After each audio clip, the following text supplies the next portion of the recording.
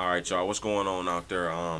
So I got a special guest today. Today I got my cousin KAB, aka BG Yams, aka FFC KAB. Whatever you want to call him. Was dripping. What's dripping? What's going on, y'all? So today, we finna cover a range of topics. Everything from just life, business, entrepreneurship, social media, the state of the economy, whatever comes to mind. But we're gonna cover a range of topics, and if y'all stick around, my hope is that y'all get some value out of this. So, this guy is man. This dude is like he's one of those rare people who walks around with just a bundle of information in his head, and if you fucking look at him the wrong ways, he gonna talk to you, have a conversation with you, and throw all this information at you. No pun intended. But this guy, man, you can ask him a lot of questions, but he specifically focused on the economy a lot. So I just wanted to talk about the direction of like the job market here in America, because I know the UAW is still on strike. It's been like 2 weeks now, like 2.5 weeks, and I know like you pay attention to like the numbers, man. Like, what do you think the data is recommending from like just from what we seeing, in that sector? Well, so far from what I have researched, GM's losing about $25 million a day. And that's from the most recent article that I read coming out of was it Business Insider? I think it was Business Insider that I read a few days ago. Yeah, GM's losing $25 million a day, and the UAW just increased the workers' pay to $275 a week. Oh, so they gave him an extra $25. Yeah, like that. Like that on top of the $250 they was giving. Yeah, but it's a messed up situation. On one side, I do agree with the UAW workers. I mean, they have been loyal to the GM brand, the whole company, for years, even through the recession. And, they made a lot of money. The profits have increased. So it's like, their mentality is we want ours. Right. And, the negotiations between the UAW and the board of GM is just, they've been shaky, at best. But on the other side, bringing it back to, being an entrepreneur, starting your own business and things of that nature. Just be like being an investor. This is a prime example of why you can't give your all to a company and not foresee something like this in the future. Because on one side, the workers are at the mercy of GM. Right. They're employed by GM. Right. But then they're at the mercy of the UAW as well, because they're the ones making the negotiations on their behalf. So it's kind of like a damned if you do, damned if you don't situation. So it's like in this scenario, if everybody's out there paying attention, young, old, or anything, this, pay attention, because, this shows why you can't be dependent on anybody else to take care of you, especially when it comes to retirement, really take control of your happiness. This is just something you really should pay attention to, Yeah, man. Like I said, I got a few people that I know who are actually personally affected by it, but this is actually affecting more people than I expected. Like I got quite a few people who like work for like different types of industries, but somehow it all relates or goes back to like GM. Like, I got a friend who do seats for cars. I got a friend who fucking does advertisement for cars. Like, all these industries are being affected by this single striker. So, even though they losing like billions of dollars, apparently they saying it's not really hurting their company. Like, so it's like, I mean, but still, like, you don't want to see your workers strike against you, But I know in the next 10 years, all this shit gonna be automated anyway. So I feel like it's really a waste of time as an auto worker or somebody in the plant industry to really like fight for the justice of that. Like, bro, the technology is making shit evolve. They're trying to fight the inevitable. Exactly. I get it, because in the moment, can't do it. In the moment, you think like for the next 18 months, 24 months, however, you think, okay, we do want ours. GM's reneging on stuff like, you promised us this. So yeah, we know it's gonna happen in the future, but for right now, it's like, it's unfair. Objectively, it's unfair. Yeah. But you're right though. In a long-term sense, it's like, don't fight for like all these benefits and stuff, because I mean, all of it's gonna be electric, autonomous vehicles. You got companies like Google get into that market. Ford just did a deal with a new company. Big negotiation. They're going to start investing in electric vehicles. They're putting a plant somewhere in the United States. I read a lot of articles, so it's got a lot of information. But yeah, Ford, they're ahead of the trend. They're really ahead of it. And something like this is going to affect GM, like actually getting it out, because it's a bad look, because you think, okay, if you can't pay your workers bill like this before we institute this electric autonomous vehicle paradigm, why would another company want to work with you? Okay, if you can't pay them right, how do we know you're going to work with us right? So in the short term, money wise, won't really hurt GM. But in terms of the image, you always want to protect your image with this, and it's a bad look for them. You also you an investor in Bitcoin too. So like, I know you've been keeping me updated on like the direction that the market is headed. Like, but from the conversation we first had a few years ago about Bitcoin and the potential that it had, like, where are you at with it? Like, what's your confidence in it and how it can?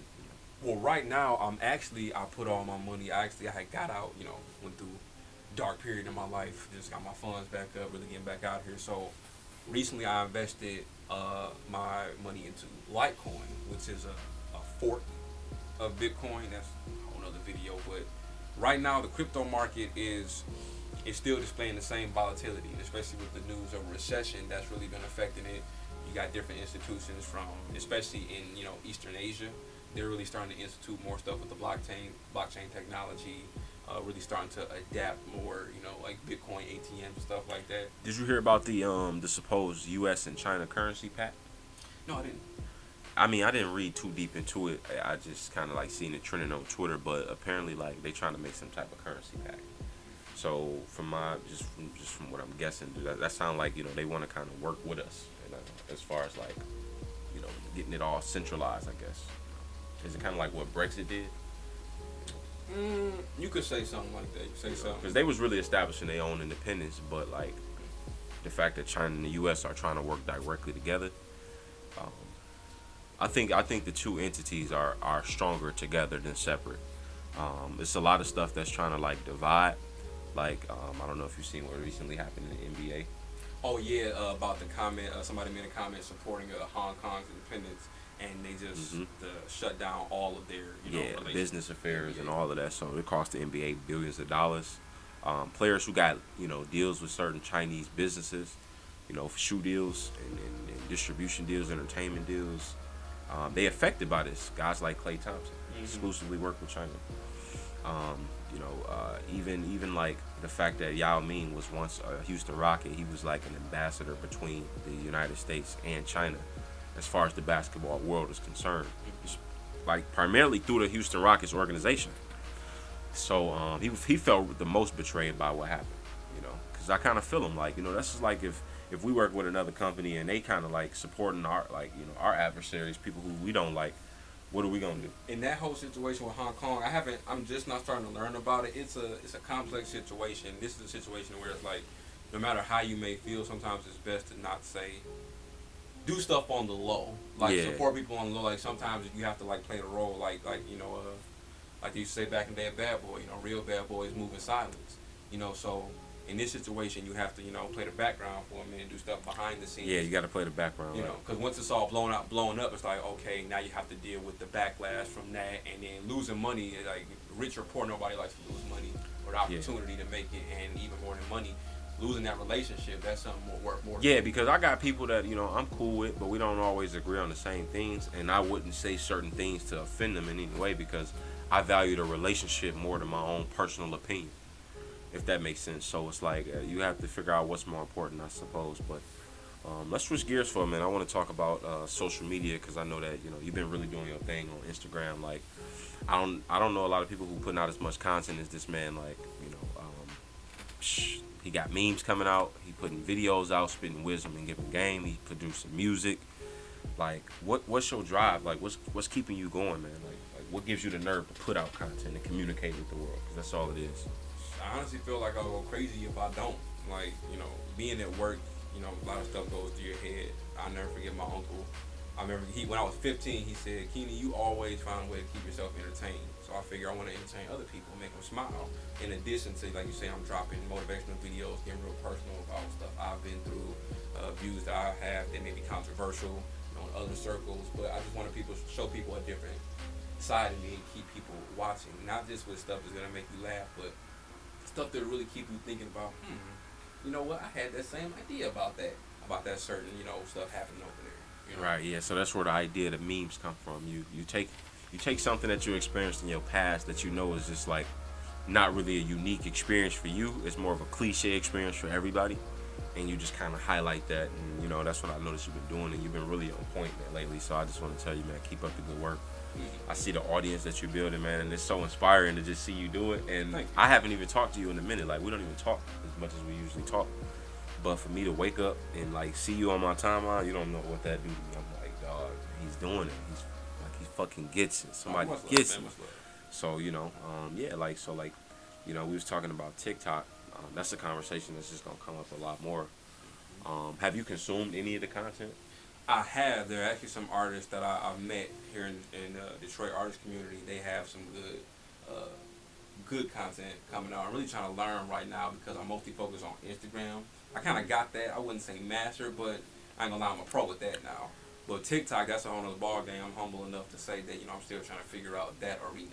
Yeah. So with Instagram, it seems like what I'm hearing from the ones on top, the organic reach for Instagram is kind of dying out. Like, you have to pay for more reach now. Meanwhile, on TikTok, you could be a nobody today and a sensation tomorrow with one piece of content, because the website is, the app is still so young. So like, it's fiending for more content, and those young people are on there consuming content all day long. But these guys are creatives too. Like, even though they 9, 10, 11, 12, they're creating content that's generating attention. So it's like, now older people are trying to figure out how they can play in this market. Mm-hmm. You want to go where the young people are. Yeah, because Set the trends. yeah, because I guess so it makes more sense, why commercials advertise their products for young people, because if you can influence those crowds at an early age, you can keep them, you can keep the attention of your brand with them throughout the rest of their life if you do it right, if you provide enough value. You know what I'm saying? So that's kind of what Gary Vaynerchuk is doing. Like, he's just providing value to a young crowd, and one day that young crowd is gonna be old enough to make decisions in society and really change shit, affect policies and shit like this. I believe it's something that Ty Lopez, shout out to Ty Lopez too. He said, I was going through his 67 step course, remember back in the day. He said something so powerful, and it relates directly to TikTok. He said, you don't have to be a trendsetter, but you do want to be a trend catcher. Not all trends are created equally, obviously, but when you start to see that, okay, like, you got some good numbers coming from there, people are getting successful in that, pretty solid, business model, you want to take advantage of that. And I do like TikTok for that, showing that, because like how Instagram changed their algorithm, it's like a catch-22. Like, they changed the organic reach so that they will bring more people in. Because my organic reach, I've done some ads on there because I learned how to, do Instagram advertising. They have been better than when I did them just 2 years ago. Yeah. And my organic reach has benefited from that. But TikTok just does it off. Oh, since it's something new, like, here, just, you got that good content, people like it, we're going to show it. We're gonna show it. So So- we're gonna put it on people's timelines. So not on some get-rich-quick stuff, but you can, let's say, where it would take you, let's say, 2 years on Instagram to get a following of, let's say, 100,000. You get probably the same amount In just 30 days. 30 days, or like I say, like 8, 9 months. If you really just use the same frequency and consistency you would on Instagram. Yeah. So TikTok is really good for that. So I'll say anybody out there, looking to be a content creator on social media, TikTok is a go-to, especially if you're doing like skits or music. #1 place to go to. All right. And that's awesome that it's coming from somebody who don't even know too much about the app, but apparently he gets it. So, but yeah, I mean, like, like you mentioned, like I said, apps starting out young, so it's like just influencing the young audience, especially if you want to give your brand leverage moving forward, because it's all about long-term gains. Like, I'm done like looking for short-term shit. Like, that's why, like, when people hit me up about certain ideas, like making money, like, I don't even care about money. Don't bring up money to me. Like, let's not have that conversation. Especially if you ain't passionate about what you're talking about, because then you're gonna half-ass it. You're not gonna give it your all. Exactly. So, like, don't come at me with no money ideas that you might have. Come at me with passion ideas. Like, I'm gonna make sure I get a quote from this one. Like, passion ideas. Let's talk about more of those. Like, I thought that used to be the shit. Like, people hitting you up about money. Oh yeah, that's the only thing I answer my phone for. That's the only thing I get out of my bed for. Well, now the only thing I get out of my bed for is the passion. So You actually just described my whole philosophy when it comes to the best way to make money, and it's something that I put when it comes to making my music, my memes, to when I write different ideas, like my clothing line I got coming out soon. Is the best way to really make money on some Warren Buffett, Jeff Bezos, Bitcoin type game, is to affect the culture, whatever culture that may be. To really want to make not just some bands, some M's, maybe $1 billion. You have to affect that culture, because you think, why are we doing this? Why are we doing this if we're not going to really change people's lives? Because that's always been the best way to make money. Henry Ford, he made the car. He changed the way humans transport things in themselves across this planet. You look at Thomas Edison. Yeah, he had other people do the work, but without that work and putting that infrastructure together, we wouldn't even have this podcast going on right now. Yeah, we wouldn't even be able to do this right now TikTok. without certain innovations. You know, TikTok, Instagram. You know, TikTok, Instagram doesn't have any of its own pictures. People give it pictures. Has all this content, but none of its own. Yeah, actually, I seen a video where a dude asked the question, "Who is the founder of Instagram?" It was two guys. Two guys that actually just one of them just stepped down recently from working with Facebook, but they're still a part of the company. Do you know his name? I don't know. That was the point of the video. He asked a room full of people, "What's his name?" So like, he was trying to obviously prove a point. Like nobody knows this man's name. He actually named him. I think it's Cameron or Kanan or one of those something names. like. Whatever it is, but y'all get it. That the point is like, we use it. You can be a nobody and generating billions of dollars per year, and that's what he's worth billions of dollars. And people using your service and don't even know it. You know what I'm saying? So it's like, I just think like when you're more passionate about what you're doing, like overall it'll generate more revenue, not up front. So I've been putting out skits and stuff like that on Instagram. Mm-hmm. Uncle Andre actually, he had the nerve to tell me, "Oh, I seen you on the internet talking to yourself." That's what he got from the content that I'm just talking to myself. He don't see how it directly makes money, and he doesn't understand what branding is because he's old school guy. He got that old school mentality. So if it doesn't make something immediately, it's not worth doing. But and all you out there know that's not true. Yeah, exactly. Yeah, so it's like branding is different. Like, it doesn't directly make money at all, right? But it generates attention. So, what you do is you give value first, and you worry about the returns afterwards. So it's like whether it's just entertainment value, comedic value, am I giving you a mindset shift? Like, what is it? So like I know also like you big on food too, like keeping yourself healthy and like is it any like tips out there that you would like recommend to people who like trying to get on the right path to like doing better with their health? Because wealth is health. It's all one. So like I'm not perfect. I make my mistakes too. I fuck up.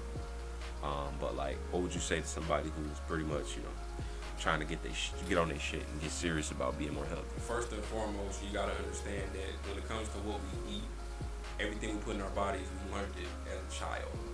From our parents, from our family, from commercials, seeing thousands of ads every day. We all learned this. We have these habits. We're all addicts in a way. You ain't gotta smoke no dope or sniff something to be an addict. Like social media, you can be addicted to that. When it comes to your food, you gotta understand that you gotta have it.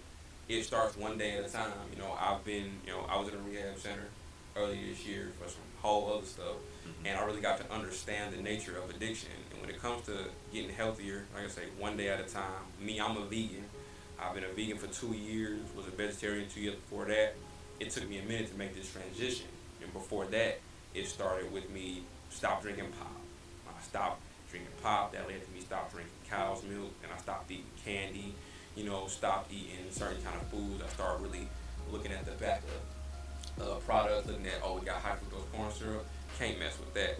Like you said, I have my slip-ups. Every now and then I eat cheese. Even like I said, I recently just completely cut out cheese, even though I had been like stopped it, ate a little bit here and there. Now I totally just don't eat that, no eggs, nothing. You gotta understand, it's just it's a process. Don't ever try to quit.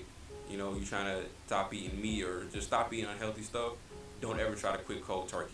You will fail. Okay. And you lose. right. You lose on the basis. I think that's my biggest issue. I'd be like, you know what? Today's Sunday. Tomorrow, starting Monday, I'm gonna do this. I'm gonna stop eating that, and I'm never gonna. And that's like you said. That's just the wrong approach. It just never tends to work out. But man, I definitely want to thank you, bro. For taking the time out to speak with me, man. I hope we could definitely do this again sometime. Anytime. Like I said, just wanted to get the people something valuable. If you're not already following his Instagram, I'll make sure I put up the handle for y'all. Link in the description, so subscribe if you haven't already. And we'll see y'all in the next one. Stay drippy.